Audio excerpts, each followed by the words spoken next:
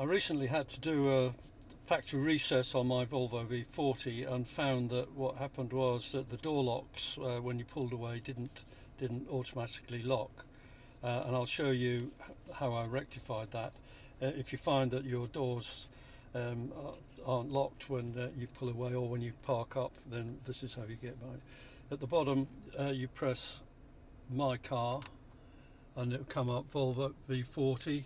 On this one, press OK, and what you've got to do is bring it down, bring that down to settings.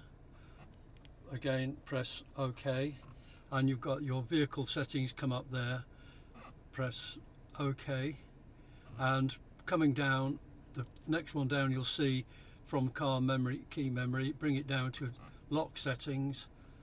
Again, OK on this one, and you've got, as you can see, the display automatic door locking, which you can untick if you don't want it, and you've got these two for door lock confirmation light.